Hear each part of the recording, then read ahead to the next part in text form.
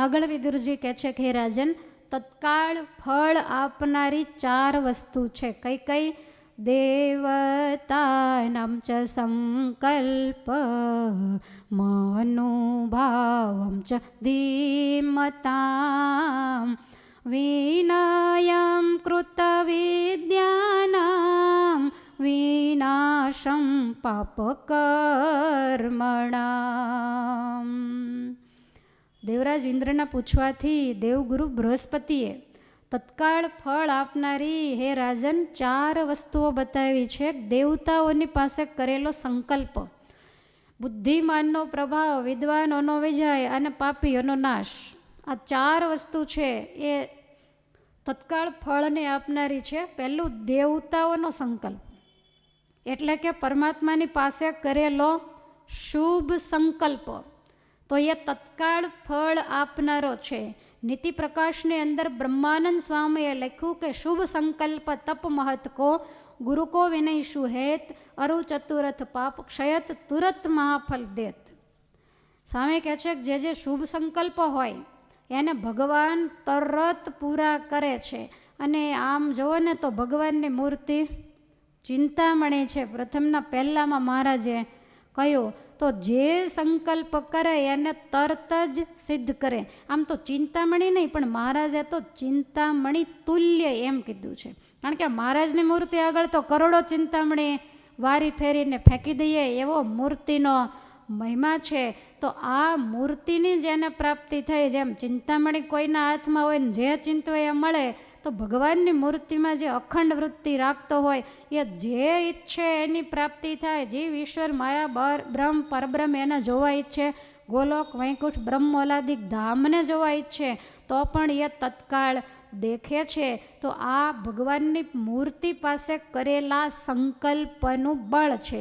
માટે ભગવાન પાસે જઈને હંમેશા સારા સંકલ્પ કરવા, કોકનું બગાડવાના સંકલ્પ ક્યારેય ન કરવા. જો ને પહેલાં એ કીધેલું કે સ્વામિનારાયણ જો ભગવાન હોય તો હું 8 દિવસમાં આંખું વિના નો થાવ.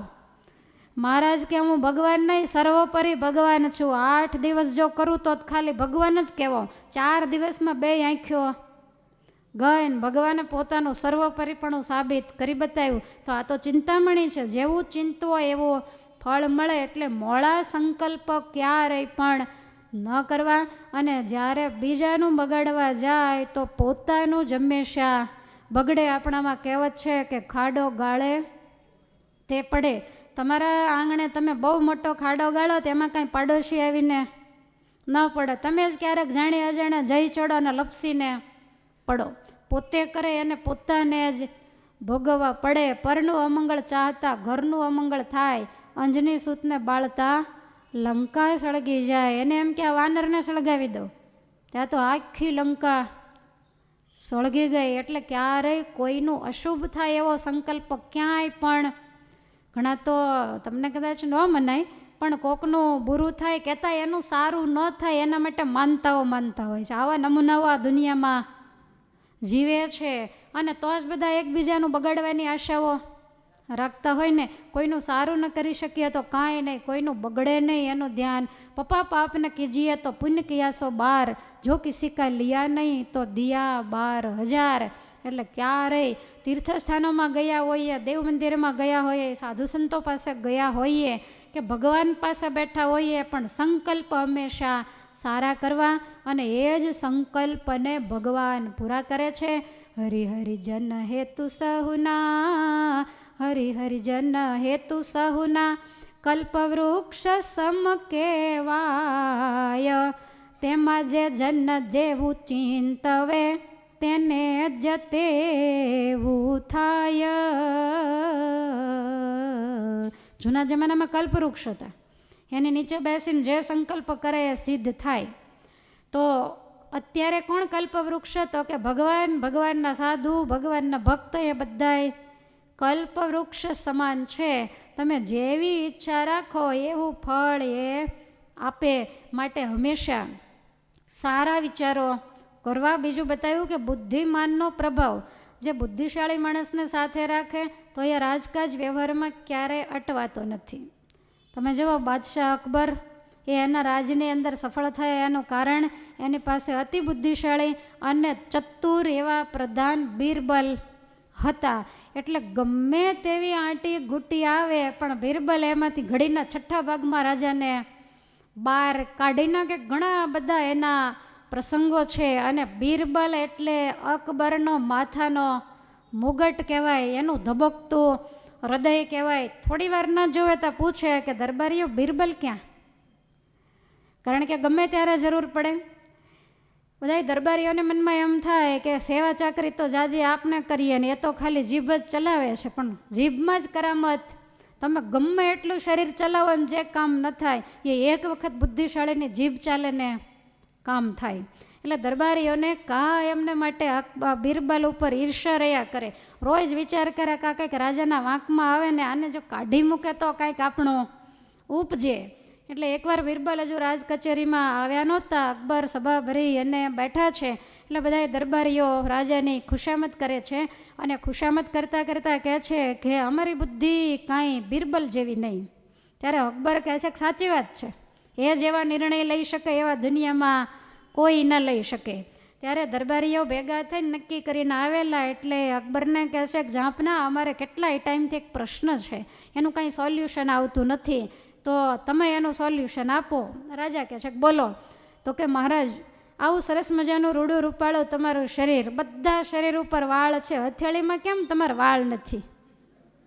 અકબર મૂંઝાણો કે આનો જવાબ તો બીરબલ આવે તો જ મળે. એટલે રાજા વિચારીને કહે છે કે હમણાં બીરબલ આવે એટલે રસ્તો થાય. હવે આનો રસ્તો તો થાય જ નહીં. એટલે દરબારીઓ બધા અંદરો અંદર મૂછમાં હશે કે આનો રસ્તો શું બીરબલ કાઢવાનો. એટલે બીરબલ વાંકમાં આવશે ને એને કાઢી મૂકશે ને પછી આપણે રાજાને બોળવીને તાગડ ધીના કરશું. અને એટલી વારમાં બીરબલે આવી અને રાજાને મુજરો કર્યો અને એનું સ્થાન લીધું. એટલે તરત જ અકબર કહે છે કે બીરબલ અમે તમારી જ રાહ જોતા હતા, અમારો એક પ્રશ્ન છે, જવાબ આપશો? તો કે આપવાનો જ હોય ને, બોલો જ આપના. એટલે રાજાએ કહ્યું કે આ બધા દરબારીઓને એવો પ્રશ્ન છે કે આ અમારી હથેળીમાં વાળ કેમ નથી? ત્યારે અકબર કહે છે કે અરે મહારાજ એમાં કોઈ મોટી વાત નથી, તમારે જેવો દાનેશ્વરા પૃથ્વીના છેડામાં કોઈ નથી. તમે એટલું બધું દાન આપ્યું, વસ્તુ પદાર્થ એટલા ડગલા બંધ આપ્યા કે હથેળીઓમાં વાળ હતા પણ ઘસાઈ ગયા છે, એટલે એક પણ વાળ નથી. દરબારીઓ કાળા દબ થઈ ગયા. પણ દરબારીઓ કહે છે કે જાપના ખોટી વાત. કેમ? તો કે બીરબલના હાથમાંય વાળ નથી. બીરબલને કહે છે કે હા એનું કારણ શું? તો કે તમે દીધું ને મેં લીધું, એટલે લેનારા નહીં, રૂવાડા તો ઘસાય જ નહીં, એટલી મારી હથેળીમાં નથી. ત્યારે પેલા બધા કહે છે કે જાપના હજી ખોટું, અમારે કોઈની હથેળીમાં નથી. બીરબલ કે એનો સીધો હિસાબ છે કે રાજાને મારી ઉપર હેત વધારે, મને ખૂબ આપે, હું ખૂબ લઉં, અને એ બળતરા કરતાં કરતાં હાથ ઘસ્યા જ કરે, એટલે એનાય વાળ જતા રહ્યા. ક્યાંથી વાળ ઉગે? કારણ કે દિવસ ઉગન રાજા મને આપે અને એ હાથ ઘસ્યા વગર રહે જ નહીં. અને તમને ખ્યાલ હશે અહીંયા વાળ હોય, અહીંયા રોજનો ઘસારો આમ ઘસાય, એટલે અહીંયા વાળ, જ્યાં ઘસારો હોય ત્યાં વાળ ક્યારેય ના ઉગે. આ બીરબલની બુદ્ધિ પ્રતિભા હતી. એકવાર તો અકબર ને બીરબલ બે જ બેઠા હતા. એટલે અકબરે એવું પૂછ્યું કે હે બીરબલ, સ્વભાવ બળા કે સંગ? એટલે બીરબલ કહે છે કે મહારાજ મને તો એવું લાગે છે કે સ્વભાવ બળા. અકબર કે ખોટી વાત, મેં ચરિતાર્થ કર્યું છે કે સંગ બળા. બીરબલ કે એવું હોય નહીં, તમારી વાતને હું નકારી તો ન શકું, પણ તમે મને પ્રેક્ટિકલ બતાવો તો હું વાતને માનું.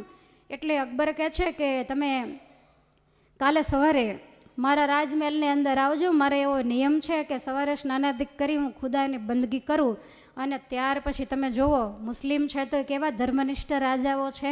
પછી હું અમારો ધર્મગ્રંથ કુરાન લઈને વાંચવા માટે બેસું. હું એકલો બેઠો બેઠો એના કલમા પઢું અને એ વખતે એ પુસ્તકને આગળ રાખ્યું હોય અને વાંચતો હોઉં તો અમારા રાજમહેલની અંદર અમે એક બિલાડી પાળી છે, તો એ કાયમ મારી પાસે આવીને બેસે અને કુરાન સાંભળી સાંભળીને એ પણ ખુદા તાલાની ભગત થઈ ગઈ છે. એટલે હિંસા વગેરે કંઈ કરે નહીં, જે ખોરાક આપીએ એ ખાઈ લે, અને જ્યાં સુધી મારું કુરાન પૂરું ન થાય ને ત્યાં સુધી હલ્યા ચલ્યા વગર પૂંછડીએ હલાવે, એમ ને એમ જ બેસી રહે. અને પછી તો મને એના ઉપર એટલો બધો વિશ્વાસ આવી ગયો કે પહેલાં હું નાની એવી ઘોડી રાખીને એના ઉપર દીવો મૂકી અને કુરાન વાંચતો અજવાળા માટે. હવે તો હું બિલ્લીના માથા ઉપર એ દીવો મૂકું, પણ જ્યાં સુધી મારું પૂરું ન થાય ને દીવો હું લઉં નહીં ત્યાં સુધી એમ ને એમ જ આંખો મીચીને બેસી રહે. તો મારા પ્રસંગે કરીને, મારા સંગે કરી અને એ હિંસક હોવા છતાં એણે પોતાની હિંસકને ચપળ વૃત્તિને છોડી દીધી છે. માટે હું કહું છું કે સંગ બડા સ્વભાવ નહીં. બિરબલે કહે છે પણ મહારાજ એ આપણે કાલ સવારે જોઈ લેશું. એટલે બીજે દિવસે આ કુરાન વાંચે છે અને એ વખતે ગયા તો ખરેખર એવી જ રીતે બિલાડી આંખો બંધ કરી, અને બિલાડીને ટેવ હોય કે અડધી આંખો બંધ હોય ને અડધી ખુલ્લી હોય, એટલે એ શાંતિથી બેઠી છે. એના માથા ઉપર નાનું કોડિયું, એની અંદર તેલનો દીવો બળે છે અને પોતે બાદશાહ કુરાન વાંચી રહ્યા છે. જ્યાં બિરબલે પ્રવેશ કર્યો એટલે કહ્યું કે બેસો બાજુમાં, એટલે બેઠા. અને પછી આમ સામે જોતા જાય, જોવો જોઈ સંગબડા કે સ્વભાવ. એટલે બિરબલે ધીમે રહીને ખિસ્સામાંથી એક ઉંદરડી કાઢી અને બિલાડીની સામે મૂકીને જે તરફ મારી એટલે દીવો બીવો બધું જતું રહ્યું. અને બિલાડી ઉંદરડીને પકડીને ભાગી.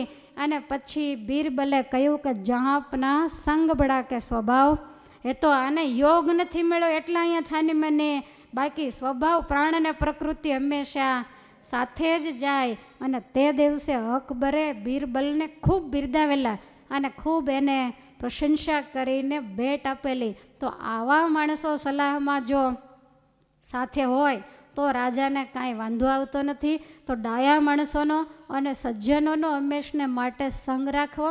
ત્રીજી વાત બતાવી કે વિદ્વાનોનો પ્રભાવ, એટલે કે પોતાના ગુરુ હોય, બીજા કોઈ રાજ્યની અંદર વિદ્વાન હોય, શાસ્ત્રવેત્તા હોય, તો એની આમાન્ય હંમેશને માટે જાળવવી અને માન સન્માન આપવું, વિનય મર્યાદા રાખવી. રાજાએ હંમેશા વિદ્વાનોનું સન્માન કરવું જોઈએ. દાખલા તરીકે દશરથ મહારાજા હતા, તો એને જ્યારે પોતાનું કાંઈ પણ અંગત કામ હોય ત્યારે વશિષ્ઠ વિશ્વામિત્રને ક્યારેય પોતાના રાજમહેલે ન બોલાવે. પોતે રથ જોડી અને ત્યાં જાય. ઋષિઓ સાધના કરતા હોય, તરત જ મસ્તકેથી મુકુટ ઉતારી ઋષિમુનિના ચરણમાં મૂકી અને રાજા વશિષ્ઠ અને વિશ્વામિત્રને દંડવટ કરતા. આટલા મોટા અયોધ્યાના ચક્રવર્તી સમ્રાટ હોવા છતાંય ઋષિમુનિઓની આમાન્ય જાળવતા, એને માન આપતા. ભગવાન રઘુનાથજી પણ વિદ્વાનો અને ઋષિમુનિઓને ખૂબ સન્માન આપતા. ભગવાન શ્રી કૃષ્ણની રાજ કચેરીમાં પણ વિદ્વાનોની ઠઠ જામતી, શાસ્ત્રની ચર્ચાઓ વગેરે થતું. તો વિદ્વાનો છે એ આપણી સંસ્કૃતિના રક્ષક છે. નહીંતર આપણા વેદોનો ઉપનિષદો જો એ લોકોએ ભણી અને વારસાગત અત્યાર સુધી જાળવા ન હોત તો આ સંસ્કૃતિનો નાશ થઈ જાત. એટલા માટે રાજાએ વિદ્વાનોને હંમેશા માન આપવું. અને ચોથું, પાપીઓનો નાશ. જે રાજાના રાજ્યમાં પાપી લોકો વસતા હોય તો એના પાપને અટકાવવા એ રાજાની પવિત્ર ફરજ છે. પાપીઓ પ્રજાને પીડતા હોય, ગાયો બ્રાહ્મણો વગેરે એને પીડતા હોય તો એનો નાશ કરવામાં રાજાને દોષ લાગતો નથી. અને જો પ્રજા પાપ કરે ને રાજા એને પાછા ન વળે તો એ પ્રજાના પાપનો અમુક હિસ્સો રાજાને પણ મળે છે. એટલે રાજા ગુપ્તચરો દ્વારા પહેલાં તપાસ વગેરે રખાવતા. ચોરી, અત્યાચાર વગેરે જે રાજ્યની અંદર થતા હોય તો એ રાજાના પડતીના દિવસો આવતા, જ્યાં ગાયો બ્રાહ્મણો ભક્તો પીડાતા હોય, તો એવા સમયે રાજાઓના પતન થયાના દાખલા છે. એટલે એણે ધર્મથી રાજ કરવું બહુ જરૂરી છે. એટલે પાપીઓનો વિનાશ એણે કરવો. વળી વિદુરજી કહે છે કે હે રાજન, આ 4 કર્મો છે એ અભય આપનારા પણ છે ને ભય આપનારા પણ છે. તો કયા એ 4 કર્મો? તો વિદુરજી મહારાજ લખે છે કે ચત્વારી કર્માણ્ય ભયંકરાણી ભયમ પ્રયચ્છન્ત્ય યથા કૃતાની માનાગ્નિહોત્ર મુત માન મૌનમ માનેનાધીત મુત માન યજ્ઞ. 73મો શ્લોક છે. અગ્નિહોત્ર, મૌન, વેદાધ્યયન અને યજ્ઞ, આ 4 કર્મો સદભાવથી જો કર્યા હોય તો એ અભય આપે. અને દુર્ભાવથી ને દંભ કપટથી કર્યા હોય બીજાનું બગાડવા માટે તો એ ભય આપે. આ બધી જ વસ્તુ એવી છે. મૌન એટલે મૌનમાં તો કાંઈ ભય હોય નહીં. કોઈ પણ માણસ મૌન રહે તો એ મૌની માણસને તો ફાયદો જ હોય, પણ છતાંય એ મૌન દંભ કપટથી રાખેલો હોય. ઘણી વખત તમે જુઓ પરાણે મૌન લીધું હોય પણ અંદર એટલા બધા ધૂંધવાતા હોય, તો મૌન છે એ એણે લીધું ત્યાં સુધી વાંધો નહીં, પણ એને છૂટે એટલે આખા ઘરને નુકસાન કરતા હોય. અને લોકોને એમ થાય કે આની કરતાં મૌન ન લેતા હોય તો સારું, કારણ કે પછી બધો જ ઉકળાટ એક સાથે બહાર કાઢે. એટલે મૌન રાખે, સમજણ સાથે રાખે તો એ ફાયદો કરતા છે, અને નહીંતર એ પોતાને એકને નહીં પણ બધાને નુકસાન કરતા છે. પોતાને નુકસાન કરતા કેમ? તો કે મૌન રાખીને કંઈક 2-5 ભગવાનના નામ લીધા હોય, મૌન છોડીને ક્રોધ કરે એટલે બધું બળી જાય અને હતા ત્યાં ને ત્યાં રહે છે. એટલે ફાયદો પણ થાય. વેદાધ્યયન વગેરે પણ એવું જ છે કે એનો તમે સદઉપયોગ કરો તો એ મંત્રો તમને લાભ કરતા છે, ને અવળો ઉપયોગ કરો તો તમને એ નુકસાન કરતા છે. આપણે જાણીએ છીએ કે ભાગવતજીની અંદર 6ઠ્ઠા સ્કંધમાં કથા આવે છે.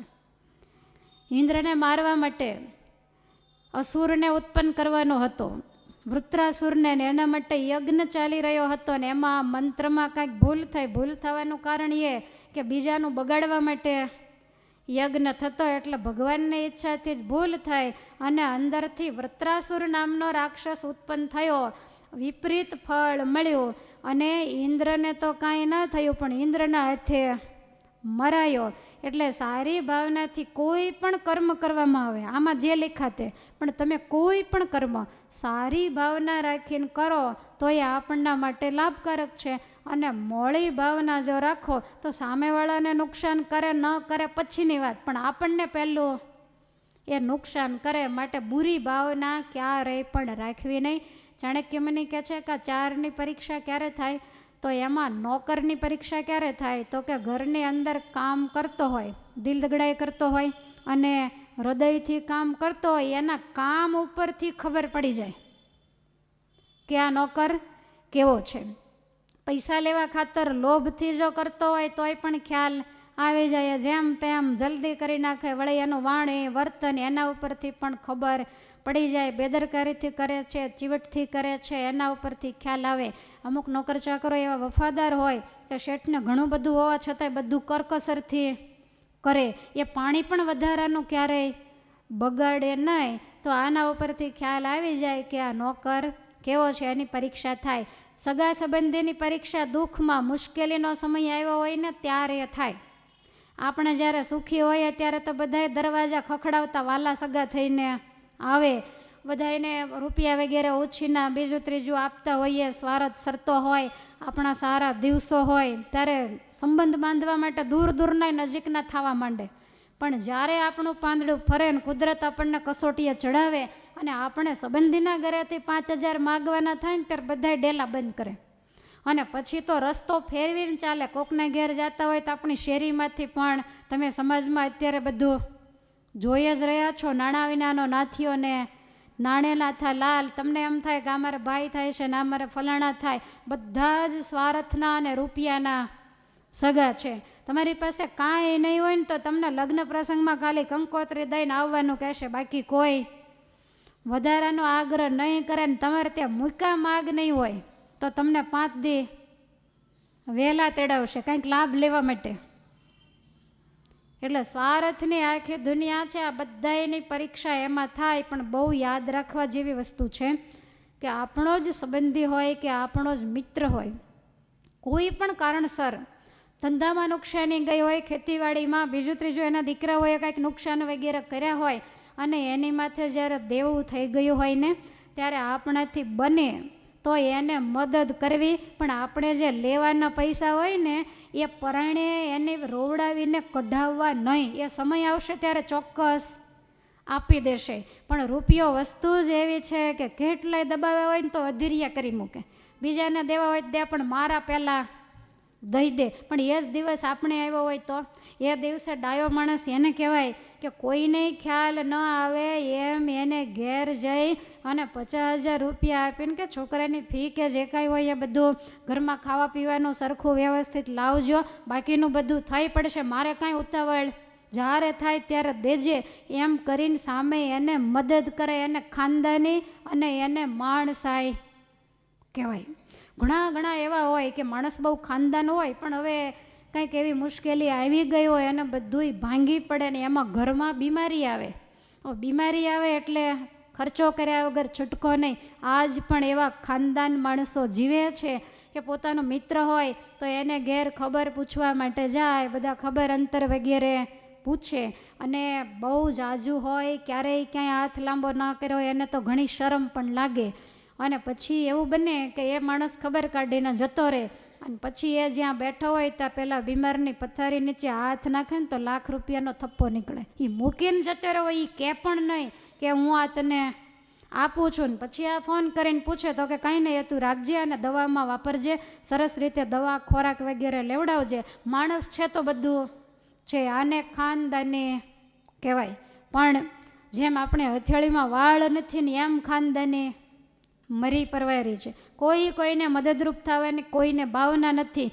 બહાર દુનિયાનું જે થાય તે ભલે બધું સળગી જાય, મારો દરવાજો બંધ કરીને હું ને મારું કુટુંબ સુરક્ષિત, એટલે બધું આવી ગયું. આ બહુ જબરજસ્ત સ્વાર્થ વૃત્તિ છે. માટે આમાંથી ભગવાનના ભક્તએ બહાર નીકળવું. આવી સ્વાર્થ વૃત્તિ ધૃતરાષ્ટ્રની અંદર હતી, એટલે વારંવાર વિદુરજી એને ટકોર કરે છે કે જેનું છે એને એના ભાગનું તો આપી દો, તમારું ના આપો તો, મદદ ન કરો તો કાંઈ નહીં, પણ હક તો તમે જરૂર છૂટો કરો. તો આ સગા સંબંધીઓની પરીક્ષા આપણે મુશ્કેલી આવે ત્યારે થાય. ઘણાને તો તમે જુઓ સગા ભાઈઓ હોય ને ભાઈને મુશ્કેલી આવે ને તો પછી બોલવાના વ્યવહાર હોય ધીમે ધીમે, કારણ કે આને એમ થાય કે બોલીશ તો મારી પાસે કાંઈક માગશે, એટલે એમ વિચારીને કાંઈ આપે નહીં. તો આપણે માણસાઈ નથી, બધાના દિવસો સરખા ન હોય. આજ ભલે એની પાસે કાંઈ નથી, કાલ મૂક્યાય માગ ઠાકોરજી નહીં રહેવા દે. ચડતી ને પડતી તો બધાના જીવનમાં આવે, પણ સાથે મળીને રહીએ, સંબંધ સારો રાખીએ અને મુશ્કેલીમાં મદદ કરીએ, એમાં જ આપણી ખાનદાની છે. મિત્રની પરીક્ષા ક્યારે થાય તો કે એ પણ દુઃખ આવે ત્યારે થાય. મિત્ર એવો શોધવો જે ડાલ સરીખો હોય, સુખમાં પાછળ પડી રહે અને દુઃખમાં આગળ. અમુક તો સુખમાં જ આગળ હોય, બાકી દુઃખમાં પછી ક્યાંય ગોત્યાય જડે નહીં. માટે એવા મિત્ર ક્યારેય શોધવાની એક સંતે બહુ સરસ વાત લખી છે કે મિત્ર બે પ્રકારના હોય, એક બૂટ જેવો અને એક સ્લીપર જેવો. જે બૂટ જેવો મિત્ર હોય ને એ ત્રણેય ઋતુમાં અનુકૂળ જ હોય, જ્યારે જરૂર પડે સુખ હોય દુઃખી આવીને ઊભો જ હોય. અને સ્લીપર જેવો હોય એ જ્યારે આપણા જીવનમાં વિપત્તિ અને આપત્તિનો કાદવ જ્યારે જામી જાય ત્યારે આગળથી બહુ ખબર ન પડે, પણ પાછું વાળીને જોઈએ તો કપડાં બગડ્યા જ હોય ને છાંટા સ્લીપરે ઉડાડ્યા જ હોય. એટલે આને સ્લીપર જેવો કહેવાય. માટે આપણા જ્યારે પડતીના દિવસો હોય ત્યારે આપણા છિદ્રો માંડે ઉઘાડા કરવા, તો આને સ્લીપર જેવો કહેવાય. માટે બૂટ જેવા મિત્રને રાખવા, સ્લીપર જેવાને નહીં. કવિ કાગ એવું કહે છે કે તાળી મિત્ર 100 મળે ને શેરી મિત્ર અનેક, જામે સુખ દુઃખ વામીએ તે તો લાખન મેં એક. તાળી દેનારા જે હોય દે તાળી, તો આવા તો સાંજ પડે 100 મળે. અને શેરી મિત્ર અનેક, બહાર નીકળો એટલે શેરીમાં તો બધા આપણા મિત્ર જ હોય, પણ સુખ અને દુઃખમાં આગળ આવીને જે ઊભો રહે એ તો લાખમાંથી માત્ર એક જ હોય. કવિ કાગે એવું કહ્યું કે તમારા હૈયાની વાત તમે જ્યાં ત્યાં ક્યારેય કહેતા નહીં. આવો વફાદાર કોઈ મિત્ર હોય તો એની પાસે જઈને વાત કહેવી, અને આવી કોઈ એકાદ બે વ્યક્તિ જીવનમાં હોવી જોઈએ કે મુશ્કેલી વખતે આપણે એને કંઈક કહી શકીએ. આ હાટ બેસી જવાના કારણ આ જ છે. જ્યારે અતિ માણસ મૂંઝાય અને એ મૂંઝવણ ક્યાંય ઠાલવી ન શકે એટલે બ્લડ પ્રેશર મગજમાં વધી જાય અને આટ પણ બેસી જાય, કાં તો મગજની નસ ફાટી જાય. માટે એવા કોઈ વિશ્વાસુ વ્યક્તિઓને પોતાની સાથે રાખવાના. આપણે પણ કોકના વિશ્વાસુ થઈને જ રહેવું, ટાણે વિશ્વાસઘાત કરીને ઊભા રહેવું નહીં. ત્યાર પછી બતાવ્યું કે તપસ્વી, ધનવાન અને શક્તિશાળી એ કેટલું જતું કરે છે ને એમાં એની પરીક્ષા થાય. નહીંતર તપસ્વીને તો વતાવાય ને તરત ખીજાય એટલે એનો તપ તરત નાશ પામે. રૂપિયાવાળા હોય તો એ જેટલું જતું કરે, જેટલો વિવેક વાણીમાં વર્તનમાં જેટલો વિવેક રાખે એટલા એ સજ્જન ગણાય. શક્તિશાળી માણસ એ જ્યાં ત્યાં આંટી ન જાય, એ બને ત્યાં સુધી શસ્ત્રનો ઉપયોગ ન કરે, સમજાવટથી જ પતાવટ કરે, તો એમાં એની ખાનદાની છે. પછી 4 જણા દુશ્મન જેવા જાણવા. કોણ? તો એક કરજ કરનારો, અને બીજો દીકરા માટે પાછળ જાજુ કરજ મૂકીને મરનારો પિતા હોય. હવે દીકરાને બિચારાને બને કે કરજ ભરવાની ત્રેવડ ન હોય. જૂના જમાના 2-3 પેઢીઓ આ લાઈન ચાલતી, વેપારીના કરજમાંથી એની પેઢીઓ બહાર જ ન નીકળે. હવે અત્યારે તો એવું કાંઈ છે ને, અત્યારે તો ઊંચા હાથ કરી દે નથી. અને પહેલાં એવું હતું કે ભરી દેતા. એટલે દીકરા ઉપર કરજ નાખનારા પિતા છે એને દુશ્મન સમાન કીધા છે. ત્રીજું, માતા થઈને, એટલે કે 10-12-15 વર્ષના દીકરાઓ હોય તો એ માતા થઈને પોતાના પતિ સિવાય અન્ય પુરુષમાં પ્રીતિ રાખે, એ માં છે એ દીકરા માટે દુશ્મન બરોબર. કારણ કે દીકરાઓ સમજદાર થઈ ગયા હોય, એનો બાપ લાચારીથી કદાચ ભોળો ભલો હોય તો કાંઈ બોલી શકતો ન હોય, પણ એની માં કોઈ પારકાની સાથે સંબંધ રાખે એ દીકરાને ખબર હોય તો તમે માનો દીકરાને માં પ્રત્યે હેત રહે ખરું? માટે એને પણ દુશ્મન સમાન કીધા છે. અને કોઈ એવું ન માને કે આવું સમાજમાં નથી, ઠેક ઠેકાણે છે. કોઈની શરમ ભરતા નથી, કોઈની ખાનદાની હવે રહેવા પામી, બધે તળિયા આવી ગયા છે. એટલે બને એટલું ધ્યાન રાખવું, આપણા ચારિત્રને જાતિ જિંદગીએ બટ્ટો લગાડવો નહીં. એટલા મોટા મોટા છોકરાઓ હોય, મનની વૃત્તિઓને તો હવે બધેથી પાછી વાળવાનો સમય હોય, અને પોતાના પતિને મૂકીને જ્યાં ત્યાં મન ડોલાવે એને મહારાજે કુલટા કીધેલી છે. માટે પાતિવ્રત એને લાંછન ક્યારેય પણ લાગવા દેવું નહીં. ત્યાર પછી ચોથું બતાવ્યું કે પોતાનો દીકરો હોય, કાંઈ કમાતો ન હોય, ભણતો ન હોય, રખડ્યા કરતો હોય તો એ બાપને પણ દીકરો દુશ્મન જેવો લાગે. યુવાન થઈ જાય, હવે પરણાવ્યા વગર છૂટકો નહીં, પરણાવે એટલે બાપને ડબલ જવાબદારી, કંઈ રળે કમાય તો નહીં, એના પરિવારનું પોષણ વગેરે કરવું, પહેલાં કેટલી સગવડ વગેરે આપ્યું હોય ને છતાંય ભણે કમાય નહીં, એટલે પિતાને આખી જિંદગી મુશ્કેલી. હવે પિતા પછી મનને વાળક જેવા એના નસીબ એમ માનીને ભજન કરે તો વાંધો નહીં, બાકી ઉપાધિમાં કેટલાય બાપ આવી રીતે ગુજરી ગયા છે. ત્યાર પછી બતાવ્યું કે અમુક વસ્તુમાં લાજ શરમ ન રાખવી. શેમાં? તો કે ધન ધાન્ય જમીન પૈસા એની લેતી દેતીમાં બિલકુલ સગાવાલાની પણ શરમ. કારણ કે આ શું છે? વ્યવહાર છે. ધન સંબંધી કામ હંમેશા ધનથી થાય, અને પછી વહીવટ પતી ગયા પછી તમે પૈસા ચૂકતે થઈ ગયા ને પછી તમે એમ કહો કે આ 10,000 ઉપરના લઈ લે, પાછા નથી જોતા, એ વાત આખી જુદી. પણ સહેજ પણ સગા ભાઈઓમાં મહારાજ કે પુત્ર અને પિતાની સાથે પણ સાક્ષીએ સહિત લખત કર્યા વિના વ્યવહાર ક્યારેય ના કરવો. વ્યવહાર માર્ગ એવો લપસણો છે કે થોડા પૈસા માટે થઈ અને જિંદગીના સંબંધો બગડી જતા હોય. એટલે કાંઈ પણ લખાણ કરવું હોય તો 2 ડાયા વ્યક્તિને હાજર રાખવા, અને ઘણા તો સાક્ષી હોય તોય નહીતર ફરી જાય એવા પણ હોય છે. અને અજાણ્યા હોય તો જ્યાં ત્યાં જામીનગીરી ન કરવી. આમ તો અજાણ્યામાં ન કરે, પણ ઘણીવાર જાણીતામાં કરે તોય ફસાઈ જવાતું હોય, તોય વિશ્વાસઘાત થતા હોય. એટલે જામીનગીરી છે એ તો દુઃખરૂપ જ છે. આચાર્યના ધર્મમાં મહારાજે બતાવ્યું છે કોઈના ક્યારેય જામીન ન થવું. અને બીજું બતાવ્યું કે જમવામાં શરમ ન રાખવી. કારણ કે કોકને ખોરાક વધારે હોય ને કોકને ઓછો હોય. હવે ઓછું ખાનારાની પાસે જાજુ જમવાવાળો બેઠો હોય, હવે પેલો જરીક જમે, પેલો શરમ રાખવા જાય ભૂખો રહે. એટલે આપણે બાજુવાળાની થાળી સામે જોવાનું જ નહીં, આવે એટલું પેટ ના ન પડે ત્યાં સુધી ઉપાડે જ રખાય, નહીતર પછી ભૂખ્યા રહીએ ને.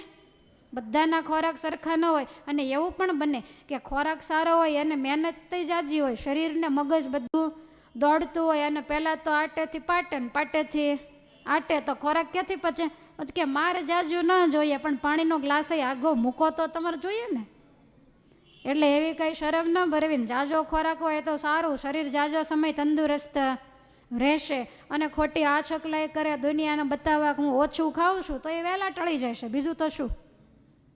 માટે એમાં ક્યારેય પણ શરમ ન રાખવી. અને છતાંય તમને શરમ લાગતી હોય તો એવાની પાસે બેસવું જ નહીં, જુદું જ બેસવું. એટલે આપણે જે રીતે જમવું હોય એ રીતે જમી શકીએ. તો એવી જ રીતે વ્યવહારમાં પણ શરમ રાખીએ તો જરૂર દુઃખ આવે. માટે બધા જ હિસાબ કિતાબ ચોખ્ખા રાખવા. હવે 4નો આંક વચનામૃતમાં ક્યાંક ક્યાંક મહારાજે બતાવ્યો છે, એમાં આછી નજર દોડાવીએ તો આપણને એમ થાય કે આપણે કંઈક થોડાક લાઈન ઉપર આવ્યા. તો ભગવાન શ્રી હરિ વડતાલના 3જા વચનામૃતમાં બતાવે છે કે 4 પ્રકારના મોટા પુરુષો છે. કયા 4 પ્રકારના? તો કે દીવા જેવા, મશાલ જેવા, વીજળી જેવા અને વડવા નળ અગ્નિ જેવા. થોડાક વિષયની પ્રાપ્તિ થાય, થોડોક કંઈક જોગ થાય અને તરત જ દીવાને જરીક ફૂંક લાગે એટલે ઠરી જાય. એમ અલ્પ વિષયનો જોગ થાય અને નિયમ વ્રતમાંથી પડી જાય તો એને દીવા જેવા, વધારે જોગ થાય ને પડે તો મશાલ જેવા, એનાથી વધારે થાય તો વીજળી જેવા.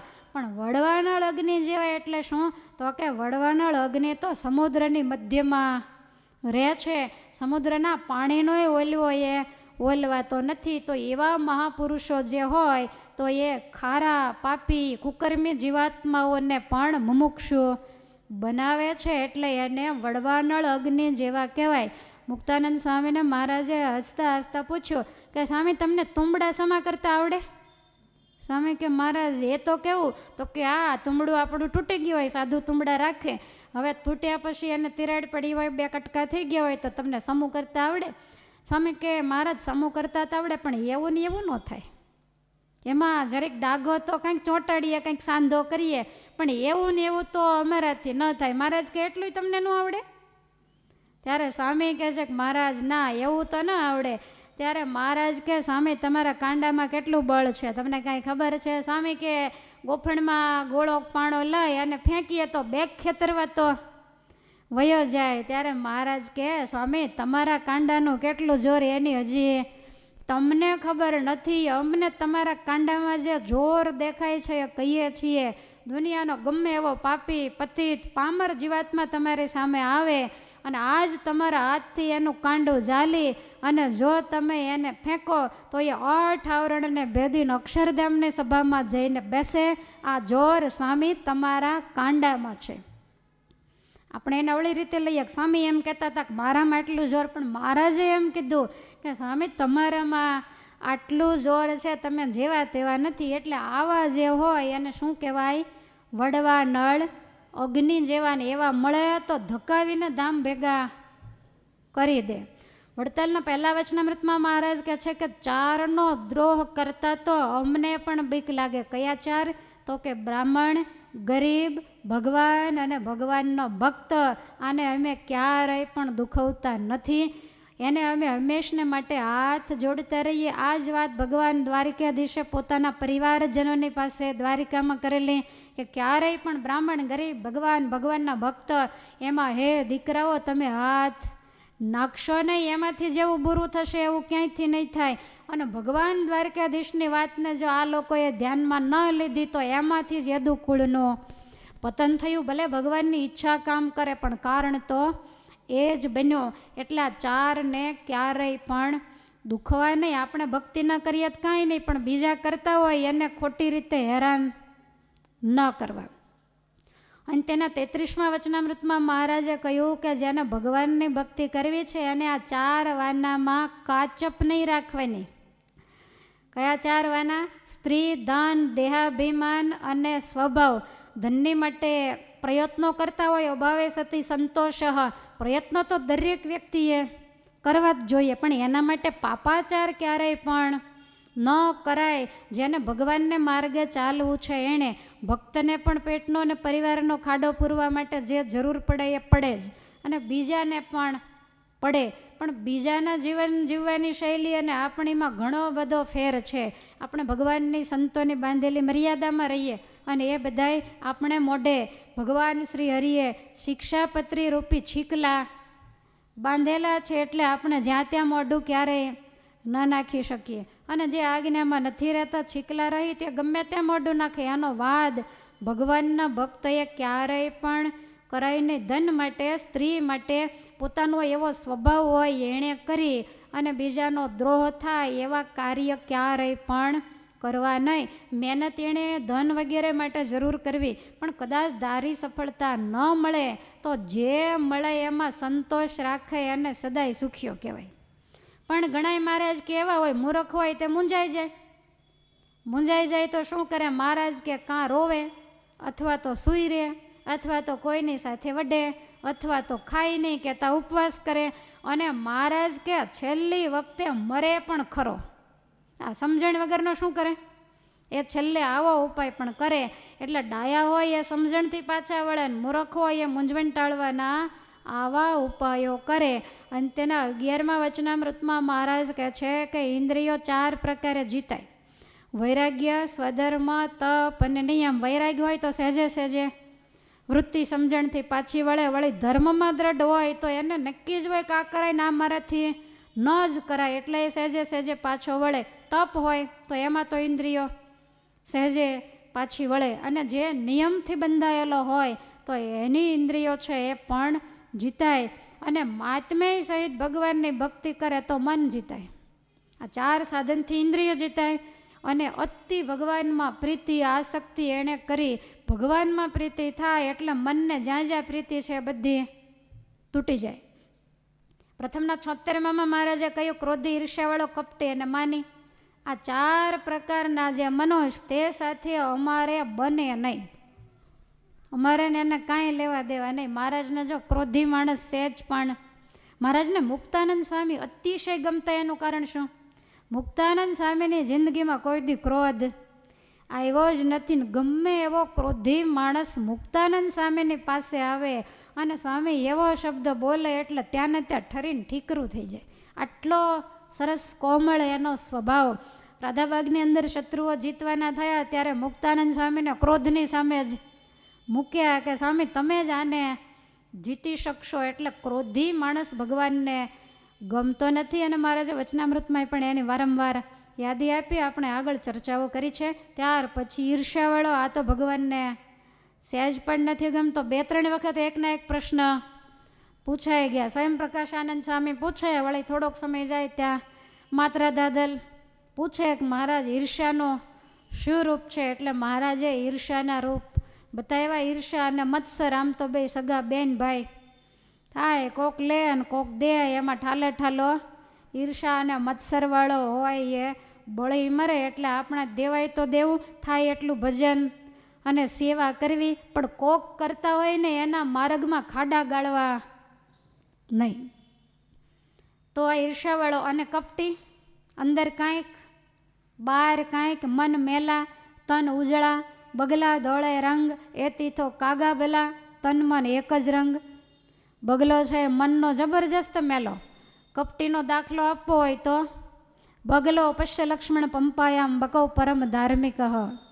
ભગવાન મજાક કરતાં કરતાં પંપા સરોવરમાં બગલો માછલીને પકડવા એના ઉપર ઝપટ મારવા એક પગે અડધી આંખો બંધ કરીને ઊભો છે. ભગવાન મનુષ્ય લીલા કરતાં કે છે કે લખન માણસો મારું ધ્યાન નથી કરતા, એવું જબરજસ્ત ધ્યાન લગાવીને કેવો બેઠો છે. લક્ષ્મણ તો કાંઈ બોલ્યા નહીં. ત્યાર પહેલાં અંદરથી માછલું બોલ્યું, મહારાજ એ તમારું ધ્યાન નથી કરતો, અમારું કરે છે. અમારા કુળનું નિકંદન કાઢવા એ અહીંયા બેઠો છે. એટલે દંભનું પ્રતિક બગલો. ભાગવતની અંદર પણ બકાસુર જ્યારે આવે ત્યારે વ્યાસ ભગવાન એને દંભનું પ્રતિક કહે છે. માટે ક્યારેય કપટ ના કરવું. દુનિયા પગે લાગે તોય ભલે, દુનિયા આપણને બહુ સારા ને મોટા ભગત માને તોય ભલે, ન માને તોય ભલે, મોક્ષ તમને દુનિયા દેવાની નથી. માટે તમારી કદાચ નિંદા કરે એટલે તમે કંઈ નાના ભગત થઈ જતા નથી. પૂર્વે જેટલા મોટા મોટા ભગત થયા એની મોટા એને નિંદા ટીકા સહન કરીને એટલે છે. નરસિંહ મહેતાને કોણે વખાણ કર્યા હતા? તેથી એણે કોણે સ્ટેજ ઉપર બોલાવીને પુરસ્કાર આપીને હાર પહેરાવ્યા હતા? મીરાબાઈના કોણે સન્માન કર્યા? પણ આજ નામ તો એના જ લેવાય છે. એટલે જેટલું જતું કરે, જેટલા નિષ્કપટ રહે, એટલો ભગવાનનો રાજીપો અને લોક ચાહના વધારે મેળવી શકે છે. અને માની તો મહારાજ કે અમને દીઠોય ગમે નહીં, કામી તો સારો, એનું એકનું જ બગાડે. અને માની તો કોઈને ઓળખાય નહીં, આખા સત્સંગનો બગાડે. અને એટલે જ તમે જુઓ કામીને મહારાજે કાઢી મૂક્યા હોય એવું બહુ ઓછું બન્યું છે કે નથી બન્યું, પણ માનીને તો મહારાજે રજા આપી દીધી. દંભી અને કપટી રોળાનંદ જેવાને તો મહારાજે અસ્તિત્વ રહેવા દીધું નથી. તો આવી રીતે આ 4 સાથે મહારાજ કે અમારે બને નહીં. વચનામૃતમાં ઘણા ઘણા આવા 4ના આંકડાઓ છે. 4 વેદ છે આપણા. 4નો આંકડો તો બહુ પ્રસિદ્ધ છે. કેટલા વેદ છે? 4 વેદ છે. ઋગ્વેદ, યજુર્વેદ, સામવેદ અને અથર્વવેદ, પણ આપણને તો વિદુર નીતિ સમજાય તો ઘણો છે, એટલે વેદે તો કાંઈ આપણે જવાનું નથી. પછી 4 આશ્રમ છે: બ્રહ્મચર્યાશ્રમ, બોલો, ગૃહસ્થાશ્રમ, વાનપ્રસ્થાશ્રમ અને સંન્યાસ્તાશ્રમ. કાલ મને કહેજો તમે કયા આશ્રમે પહોંચ્યા છો, કાજ જ કહી દો. વાનપ્રસ્થાશ્રમ, સંન્યાશ્રમ તો હજી નહીં કહું, પણ વાનપ્રસ્થાશ્રમ તો ખરો જ. પછી 4 હઠ કહેવાય છે સાહિત્યમાં: રાજહઠ, બાળહઠ, યોગી હઠ, સ્ત્રી હઠ. હા, એ તમને ખબર છે.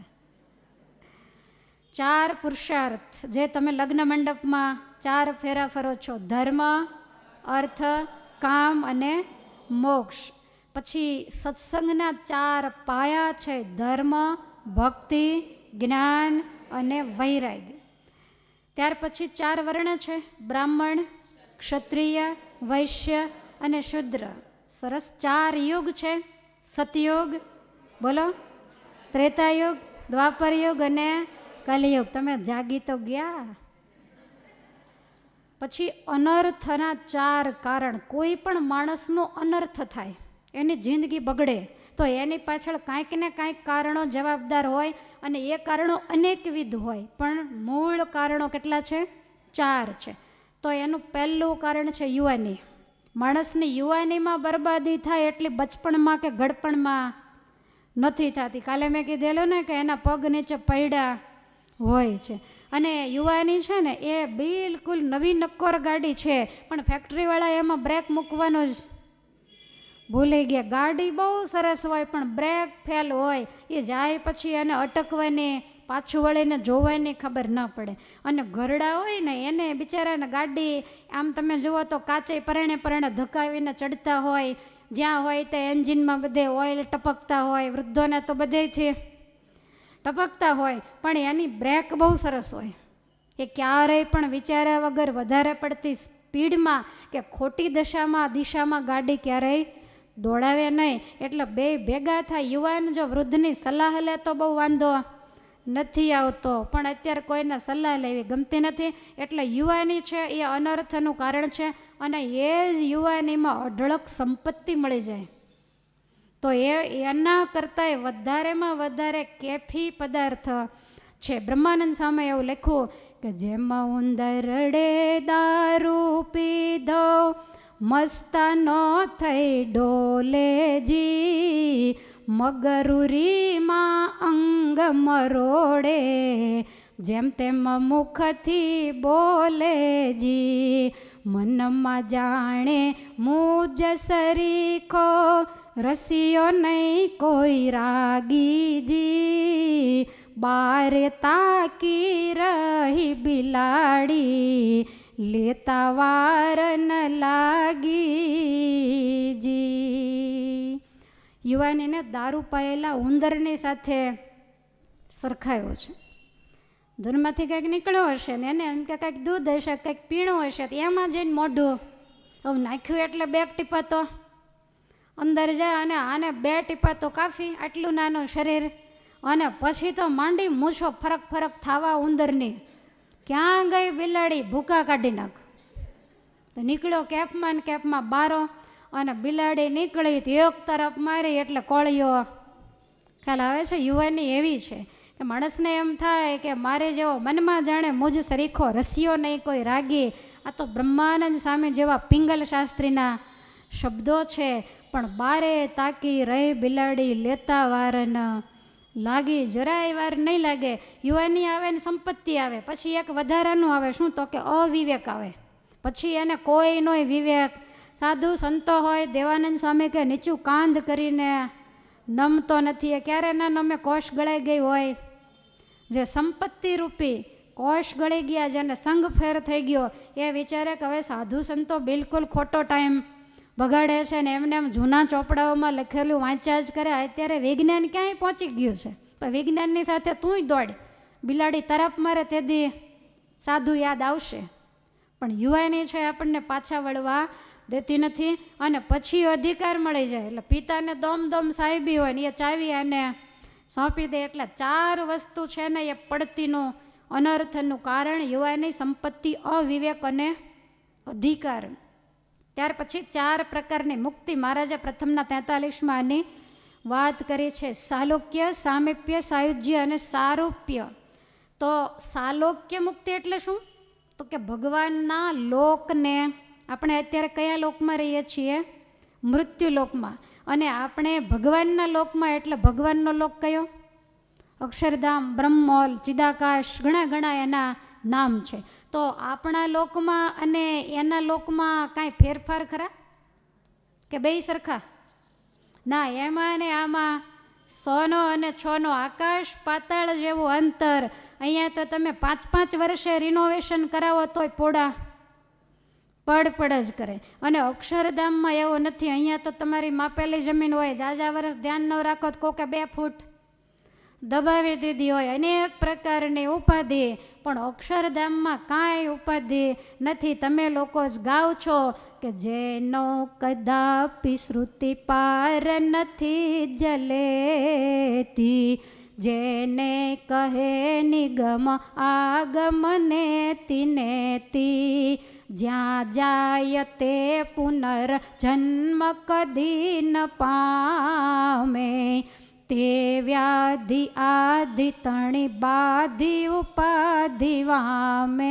બાધી એટલે બધી.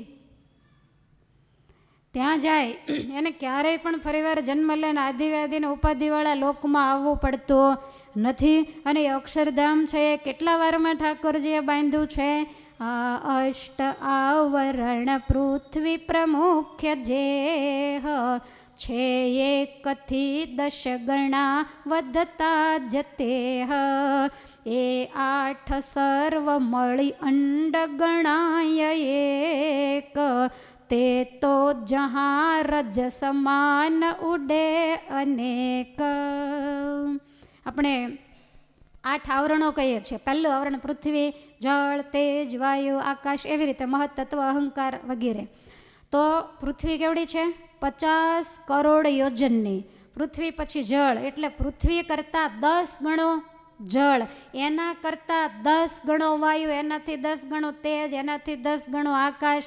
એવી રીતે 10 વધતા જાય. અને એ 8 ભેગા થાય ત્યારે 1 અંડ ગણાય. 8 આવરણ જ્યારે ભેગા થાય એને શું કહેવાય? 1 અંડ, બ્રહ્માંડ.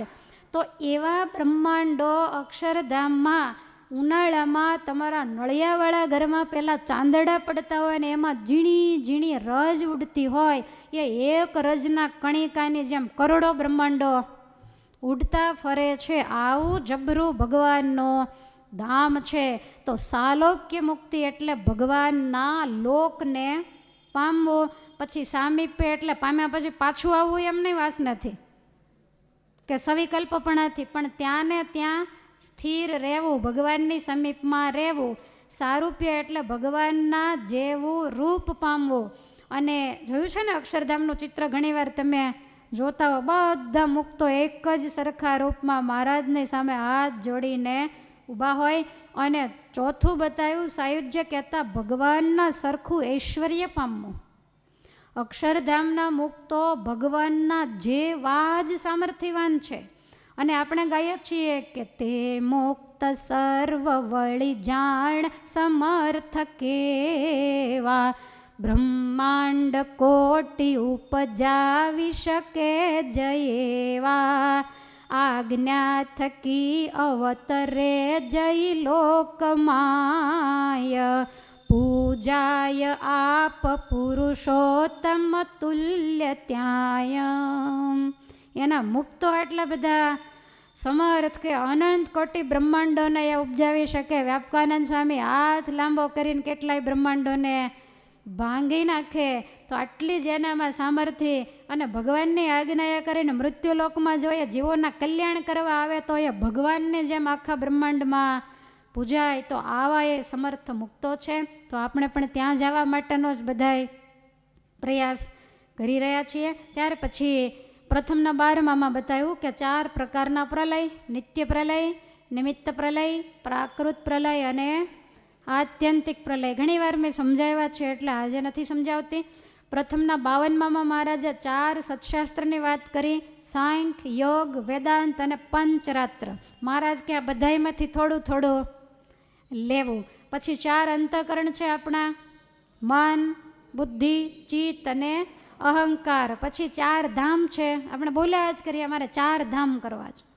તો 4 ધામ કયા? તો કે દ્વારિકા પશ્ચિમ દિશામાં, જગન્નાથપુરી પૂર્વ દિશામાં, બદ્રીનારાયણ ઉત્તર દિશામાં અને રામેશ્વર ધામ દક્ષિણ દિશામાં.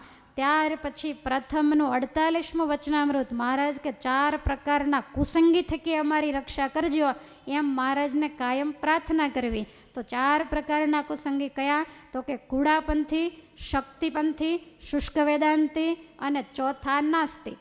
ત્યાર પછી પ્રથમનું 19મું અને પ્રથમનું 47મું, એમાં 4 નિષ્ઠા બતાવી છે: ધર્મનિષ્ઠા, આત્મનિષ્ઠા, વૈરાગ્યનિષ્ઠા અને ભક્તિનિષ્ઠા. મહારાજ કે 4 મજબૂત હોવી જોઈએ. એકલો ધર્મ પાળે તોય ન ચાલે, બધું નેવે મૂકીને એકલું ભજન કર્યા કરે તોય ન ચાલે. ધર્મ ને ભક્તિ બે નિષ્ઠા રાખે પણ દેહદર્શી હોય તોય ન ચાલે. આત્મનિષ્ઠા પણ જોઈએ અને સંસારમાંથી વૈરાગ્ય વૃત્તિ પણ, પંચ વિષયમાંથી મન પાછું પણ વળવું જોઈએ. તો 4 નિષ્ઠા હોય ત્યારે જીવનું કલ્યાણ થાય. 4 પ્રકારના જીવ છે: મુક્ત, મુમુક્ષુ, વિષયી અને પામર. આપણે કેવા છીએ? મુક્ત નહીં, મુમુક્ષુ. હવે આપણે પામરને વિષયમાં તો નથી રહેવું, પણ મુમુક્ષુ છીએ તો વહેલા મોડા મુક્ત થાશું. પછી મધ્યનું 36મું વચનામૃત બતાવે કે ભગવાનમાં અખંડ વૃત્તિ રાખવાના 4 ઉપાય છે. પહેલું તો ચિત્તને ચોંટવાનો સ્વભાવ. જેનું ચિત્ત બિલકુલ લુખ્ખું ને પથ્થર જેવું હોય તો એને ક્યારેય ભગવાનમાં વૃત્તિ રહે નહીં. એટલે ચિત્ત ચોંટતું હોય, જેનું ચિત્ત સંસારમાં ચોંટાય એનું ક્યારેક મહારાજમાંય, પણ જે સંસારમાંય લુખા સૂકા હોય એ ભગવાનમાંય કાયમ લુખા જ રહે. માટે હૃદયને કોમળ રાખવું. ત્યાર પછી શૂરવીરપણું, એટલે કે ઇન્દ્રિયોને અંતકરણ એનાથી થર ધ્રુજતા હોય એને દાબીને વર્તતો હોય. પછી વૈરાગ, સહેજે સહેજે પંચ વિષયમાંથી જેને વૈરાગ વર્તતો હોય. અને છેલ્લું જન્મ મરણ, લક્ષ 84, ગર્ભવાસના યમ યાતનાનો જેને ભય હોય તો એની વૃત્તિ ભગવાનમાં ચોટે. પછી આપણે કાયમ કહીએ કે ચતુરંગીણી સેના. તો એ ચતુરંગીણી સેનામાં 4 વસ્તુ હોય. કઈ? તો કે હાથી, પછી ઘોડા, રથ અને પાયદળ, એટલે કે પગપાળા ચાલનારા સૈનિકો. ધર્મના 4 અંગ છે. ભાગવતજીની અંદર આવે, પરીક્ષિત મહારાજા નીકળ્યા તો ધર્મના પગ કપાઈ ગયેલો હતો, પછી એમણે સાંધ્યો. તો સત્ય, તપ, દયા અને પવિત્રતા, આ 4 ધર્મના અંગ છે. 4 સંકાદિકો છે જે સૃષ્ટિનું સર્જન થયું ત્યારે પહેલાં વહેલા સર્જાયા છે. તો સનક, સનદ, સનતકુમાર અને સનત સુજાત. મને ખ્યાલ છે ત્યાં સુધી કદાચ તમને મેં સત્સંગ દર્શનમાં આવું કંઈક ઘણું બધું લખાયું હતું, પણ મેં સોગંદ આપીને કીધું હતું કે તમે પાકું તો નહીં જ કરતા, એટલે આપણને એવું કંઈ યાદ ના હોય. લોયાના 7મા વચનામૃતમાં 4 પ્રકારના ભક્ત બતાવ્યા છે ગીતાજીનું પ્રમાણ આપીને. તો એ 4 પ્રકારના ભક્ત: આર્થ, જિજ્ઞાસુ, અર્થાર્થી અને જ્ઞાની. તો આર્ત ભક્ત કોને કહેવાય? તો એને સંસારમાં કોઈ પણ પ્રકારનું દુઃખ છે, એ દુઃખમાંથી મુક્ત થવા માટે ભગવાનને ભક્તિ અને પ્રાર્થના કરે. એને આર્ત, આપણે નથી કહેતા આર્તનાદથી પ્રાર્થના કરવી, તો એ આર્ત. પછી જિજ્ઞાસુ, તો એને જાણવાની ઈચ્છા છે, ધામ શું છે, નરક શું છે, જીવ શું છે, ઈશ્વર શું છે, માયા શું છે. એ જિજ્ઞાસા વૃત્તિથી જોડાયો છે, ભક્તિ કરે છે, તો એ જિજ્ઞાસુ. અને અર્થાર્થી, એટલે કે જેને દ્રવ્યની ઈચ્છા છે અને ભગવાનને પ્રાર્થના કરે. આપણને એમ થાય કરે, બધાય કરે. મહારાજને સિમરમાં પેલો વાણિયો મળેલો એટલે મહારાજને કહ્યું કે મને દ્રવ્ય આપો. મહારાજ કે હવે દ્રવ્ય તમે કોઈને દેતા નથી, અક્ષરધામ જોતું હોય તો દઈએ. ત્યારે એણે ના પાડી કે બીજી વાત કશી નવ જાણું, આપો નાથ મને ઘણું નાણું. બીજું મારે કાંઈ સાંભળવું, અક્ષરધામ તમારે જેને જોતું હોય એને દેજો, મારે અહીંયા અક્ષરધામ જ છે, જો તમે મને રૂપિયા આપો તો. એટલે આવા લોકો પણ હોય. તો એણે ભગવાનને જમાડ્યા, કેટલો લોભી હતો, ઠંડી રોટલી ખાઈ લે એવો, પણ મહારાજ માટે સરસ મજાના 4 પ્રકારના પકવાન બનાવ્યા. શું કરવા? ભગવાનની પાસેથી એને રૂપિયા મેળવવાની ઈચ્છા હતી તો એણે ભગવાનની સેવા કરી, પણ આ અર્થાર્થી ભક્ત કહેવાય. અને છેલ્લો જ્ઞાની. મહારાજ કે જ્ઞાની તો મારો આત્મા છે, જે જ્ઞાનની ઈચ્છાથી, ભગવાનને પામવાની ઈચ્છાથી પરમાત્માનું ભજન કરે છે. ભગવાનના નારાયણના હાથમાં 4 આયુધ છે. બોલો, શંખ, ચક્ર, ગદા અને પદ્મ. 4 પ્રકારના ભોજન, ભક્ષ્ય, લેહ્ય, ચોષ્ય. થઈ ગયા ને? તો કેટલા થયા? ભક્ષ્ય, ભોજ્ય, લેહ્ય અને ચોષ્ય. તમને લેહ્ય ન સંભળાણું? તો ભક્ષ્ય એટલે લાડવા વગેરે સીધું ભાંગીને ખવાઈએ. ત્યાર પછી ભોજ્ય સબડકા લઈને દાળ ભાત વગેરે જે ખાતા હોઈએ. પછી અમુક વસ્તુ છે એને ચાટીને ખવાતી હોય તો એને લેહ્ય કહેવાય. અને ચોષ્ય કેરી ખાવી હોય તો ચૂસીને, ઘણી વસ્તુ સરગવાનું શાક જમાડવું હોય તો ચૂસીને, એટલે એને કહેવાય ચોષ્ય. સારંગપુરના છઠ્ઠામાં મહારાજે કહ્યું કે 4 પ્રકારની વાણી, પરા, પશ્યંતી, મધ્યમાં અને પરમાત્માની વાણી કઈ? આપણે કઈ? વૈખરી.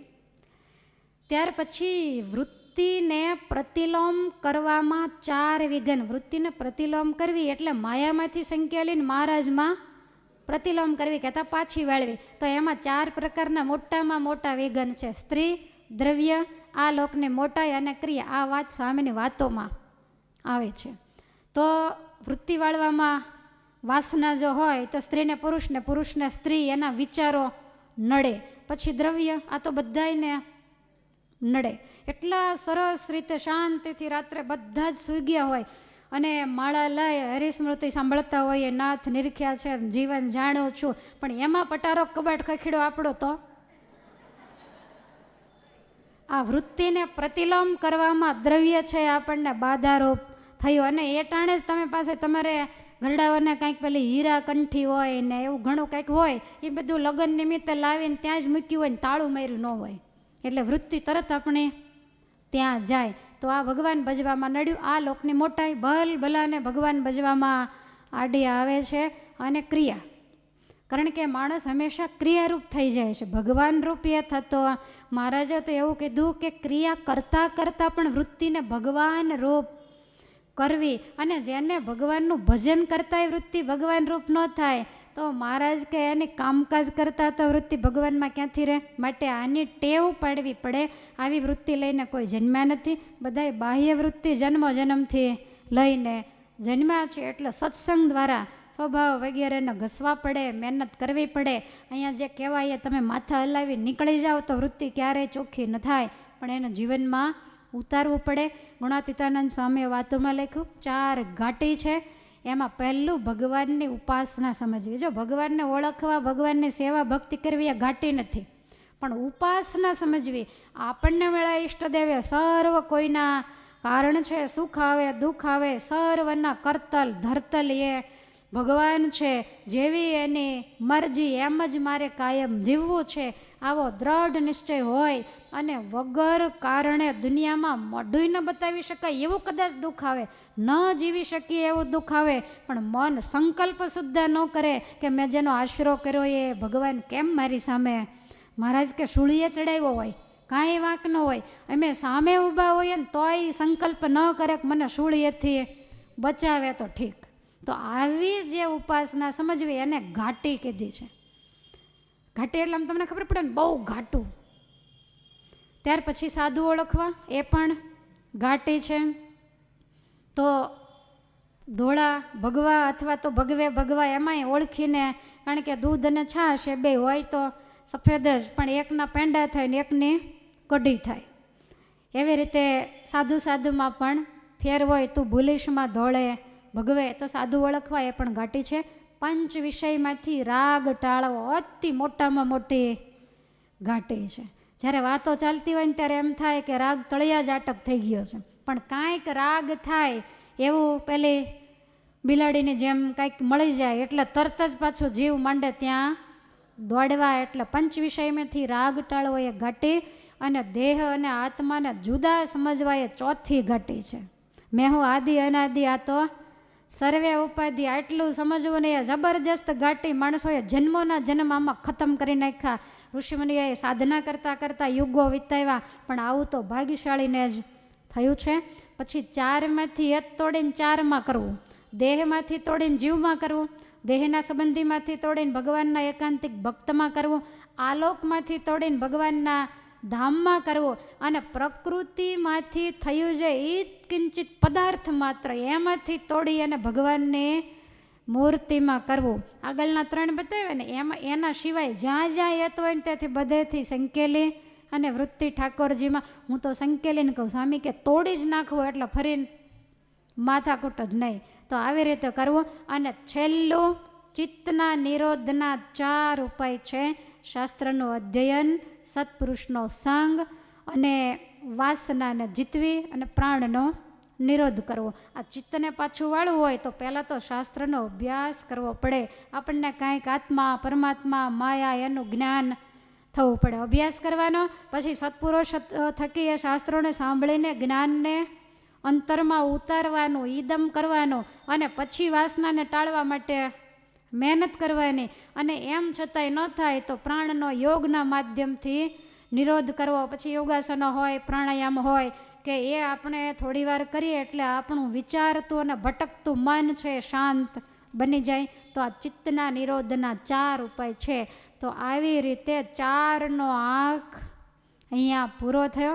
હવે 5નો આંક છે એ આવતીકાલે. અત્યારે ભગવાનના મંગલનામ સાથે કથાને વિરામ. બોલો સ્વામિનારાયણ ભગવાનની જય. હરિ કૃષ્ણ મહારાજની જય.